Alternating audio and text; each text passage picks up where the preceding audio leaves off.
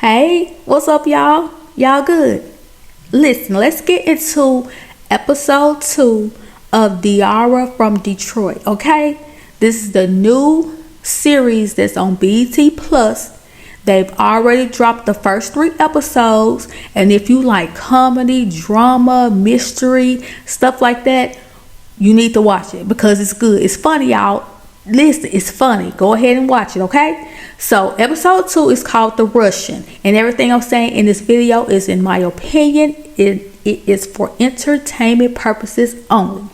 So episode 2 opens with this Russian guy entering an apartment. He's dressed in all black. He starts to remove his clothes and lays out some rope and that hitter, and I'm like, wait, is this the dude that fell out the closet in the first episode?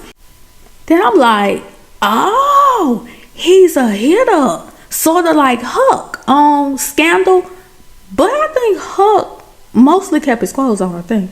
So he just roaming around the apartment, eating snacks, just all, ain't got nothing on, sitting on folks' furniture, meditate. Then this big black dude, he comes in through the window, and he like, who are you? And where are your clothes? The other dude who was sitting up there looking like some potty meat looks at his piece. Then they look at each other and they get to tussling. The black dude get the best of them and makes a phone call, and we find out that the black dude's name is Tank.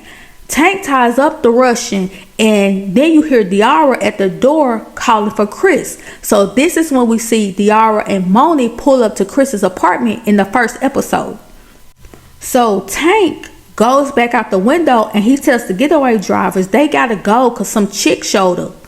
The next scene is Diara going back over to Chris's place asking his neighbors about him. But there were no leads, no info. They don't know nothing. All she had was the dog tag with that symbol on it that the Russian dropped. So as she was leaving Chris's apartment, she found the Jordan that fell off when they pushed Chris in the van. After finding the Jordan, Diara is really convinced now that something is up because she like, ain't no black man gonna leave no Jordan on the side of the road. Like, that ain't never gonna happen. So she goes to the police station telling them that she found Deontay Brooks, who is now going by Chris, who she matched with on Tinder. But she hadn't talked to him in a minute, and she thinks something happened to him because when her homegirl went to his house, they found a Russian tied up in the closet. The detective is looking at her like she done lost her mind. And Diara is sitting up there getting frustrated and tells the detective that she ain't going nowhere until she gets some MFing justice. Trying the detective to put her out the office. Now she going on and on about how they don't do their job. She knocking papers off folks' desks. Then this very serious looking officer walks up on her. She talk about, I'm sorry, I didn't mean it. But then you hear another officer saying, it's okay, I got her. And it was Swaz's older brother. He's like, you all right, D? I know divorce can be hard. So Diara act like she just upset over some parking tickets, and she tells the brother that she is already seeing somebody and that he could tell Swaz that she's splendid, and she walks off. But when she walks out, there's a woman officer sitting over in the corner looking suspicious, and she pulls out her cell phone and makes a call to somebody just over there whispering and talking about what just happened in the police station. Next, we see Moni. She at work, she drives for the city, and she made a stop to pick up, a few passengers. Now, earlier in the episode, Moni and her husband were having adult time, and he gave her a gift, which was a tennis bracelet. And her facial expression gave a mix of happy but suspicious. Well, as the passengers were getting on, this man notices the tennis bracelet, and he says, oh, Moni, that's nice. Would you get a raise or something working overtime? And the gentleman is none other than Mr. Ernest Thomas, who played Roger Thomas on the hit sitcom What's Happening. He was like, oh, so your old man trying to butter you up for something? Moni gets irritated and tells him to go sit down because she was already feeling her way about the bracelet anyway. So she pulls her sweater sleeve over the bracelet. In the next scene, we back at school, and Diara asks T if he can run DNA on the necklace. And he's like, I teach earth science. I'm not CSI. T asked Diara, you ever had any history of medical illness in your family? Because she is really stressing him out, and he worried about his friend. Well, while they were talking, this old dude, Mr. Porter, walks past the door, and Diara starts running after him because he teaches word history. So she asked him what that symbol meant on the dog tag. He describes it to her, but then he all of a sudden pops her on the butt. And she was like, what the heck is wrong with you? That man gonna say, well, I heard you were getting a divorce.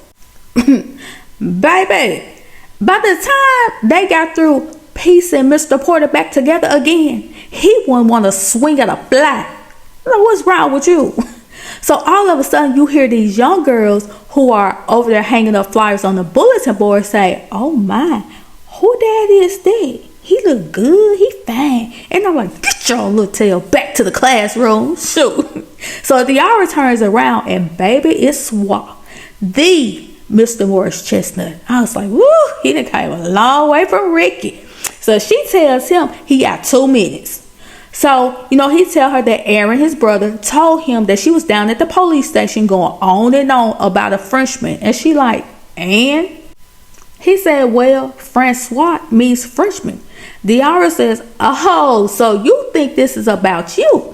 Not everything is about you, Swat. Basically, Swat want to know if she got those divorce papers. He on his usher. Sign the papers. Then they get into a quick argument about him asking for an open marriage. He said they were brainstorming on ways to fix their marriage. And she says, so you thought adding another person would fix it?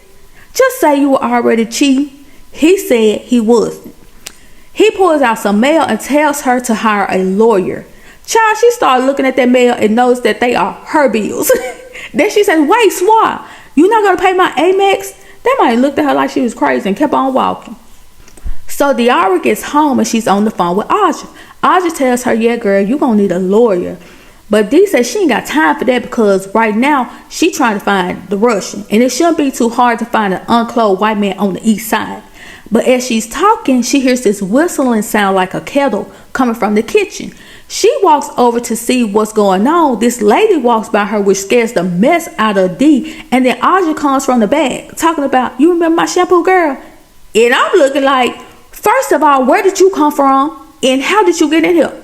Because is Aja's salon behind Dee's house or something? So Aja tells Dee that she's not about to be doing all that old fake detective mess, and that she was there because she is throwing her divorce party, and Aja invited her women's group. Dee like, but the ladies were already arriving.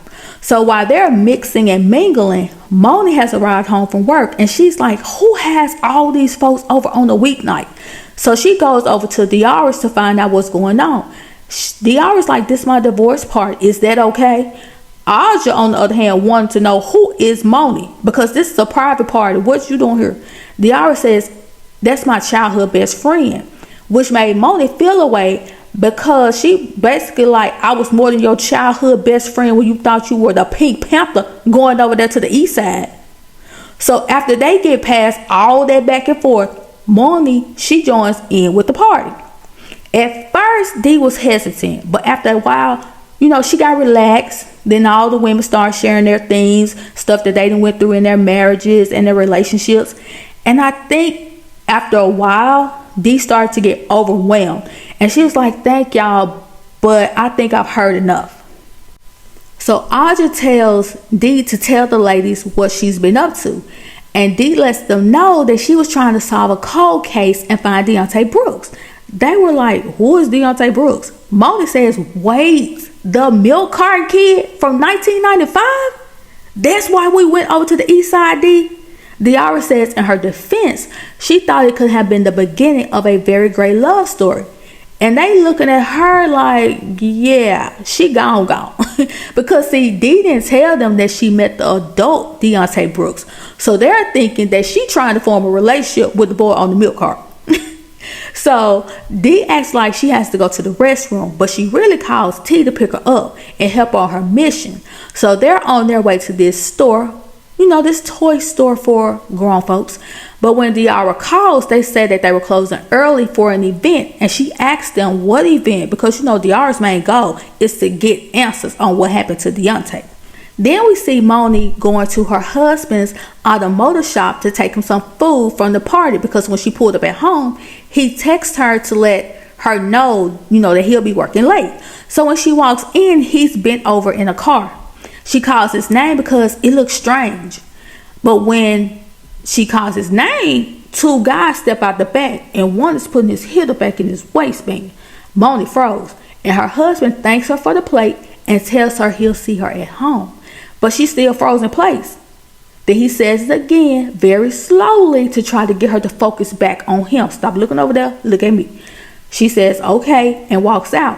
Then you hear one of the dudes tell her husband to get back to work. So I guess they got the husband cleaning out the crime scene. So now we're back with Diarra and T. They find this special event, and see the symbol that's on their dog tag is on the wall. And since D is the one with the dog tag, she can enter, but T has to go to the other side, which they call Gym Pop. And when he gets in there, him and the DJ start making eye contact, and I'm like, focus, T, doggone it. We on a mission, baby. So T tells the DJ, nice set. And the DJ asks him his name. He tells him Reggie. And then he asks the DJ his name. This mind, the DJ walks over, does a magic trick, and pulls Jimmy, if you know what I mean, from behind T's ear and says, I'll be whoever you want me to be. I was like, okay, all right then, Mr. Harry Houdini. Okay. So next we see Moni sitting at home looking pissed. The door closes and her husband Roman, he walks in, and she gets straight to the point. And she was like, so the bank denied the loan? How deep are we in with the Woodward boys? This man gonna say 50 grand. $50,000. But he say he gonna fix it. But see, wouldn't nothing need to be fixed if you just would have been honest from jump, and y'all could have figured out how to work out whatever money issues y'all had. So now we're in the private room with D, and she walking around trying to find the Russian. Baby, she walk into this room and see the Russian again in those ropes. This time he getting tapped with that leather. Back over there with Moni. Moni is mad. So she's sitting out in her car getting blazed, but she pulls up the missing flyer of Deontay Brooks that says that there is a reward for $100K. So I already know what she's thinking. Then we get back over there with Diara and the Russian, and he tells her that she is strange because why are you stalking an almost boyfriend? She like, I'm strange. You the one that's tied up in my almost boyfriend house, and I'm not stalking. I'm concerned. He said, oh, you're romantic. Child, I was thinking this man was B613, and he talked about, he was at Chris is doing some abandonment play, which is when your DOMME ties you up in new locations. I'm like, what? Okay then. So he takes Molly Mae and offers one to Diara. Then his phone starts to ring, and to keep him talking, this crazy girl says yes and takes it, talking about, then after that everything was fuzzy. I just remember doing a lot of talking and hugging myself, and Mr. Russian was doing the same thing. So they just dancing and talking, and he tells her that she needs to free herself and open up all her houses. Then they start back dancing, but then she notices that he's taking 2 separate calls, and he keeps looking over at her. Then it clicks to her that this mic is full of shit. So she goes up to him, and she tell him, you full of it. She was like, you got on nice shoes, a nice watch, nice belt, and a burner phone. Who are you talking to? So he grabs her, pulls out that piece, places it at her stomach, and asks her who was she working for and where was the auntie. And I was like, oh, he is B613. He working for somebody, baby. And she says, as she's narrating, there it is. Chris is the auntie, and she wasn't the only one looking for him. Then you hear this pop go off, and I'm like, oh my goodness, he popped her. But when she looked up, she saw 2 masked men running away. They hit the Russian. So everybody started running out. They running. Diara, T, and the DJ, they get up on out of there. The DJ, thirsty tail, gonna get on live talking about they letting them things off down at the underground. And T like, man, get off of live. And Diara, she just sitting over there. She in shock. And he asks her, she okay? She nods, and when they pan the camera down, she got that burner phone. I was like, okay, D, you stayed on your mission. You want that, gone. You was on top of it. I think that pop woke you up. It knocked that high right on off, didn't it? Now we get a flashback to October 3rd, 1995, when Deontay and his mom were at Northview Mall. And so Deontay, he run around. You know how some kids do. They run around all over the place. And she keep telling him, get back over here, Deontay. Then we see the scene from the vantage point of the security camera. So now we got security camera footage at the mall. And you see Deontay's mom sitting on the bench eating. And you can hear a news reporter say it was 23 minutes before Vonda Brooks started looking for her son. And people want to know why. Then there's a news segment with Vonda Brooks in 1995 asking whoever has her son to bring him back. And that's how the second episode ends.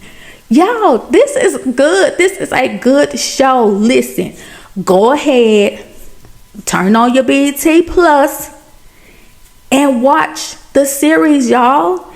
Listen, if you have a Amex, and it was this crazy because she mentioned Amex in the episode. If you have an Amex, check your offers because Amex is always running offers for BET and BETPlus. So if you don't have, just check your Amex, y'all, and get into it. This is a good series. And share the video so more people can, anybody that's interested in, like, I don't know about it and they just want to hear what it's about. Share the video, y'all, and get down in the comments and let me know what you thought about the second episode. Please like, share, subscribe, and I'll talk to y'all later.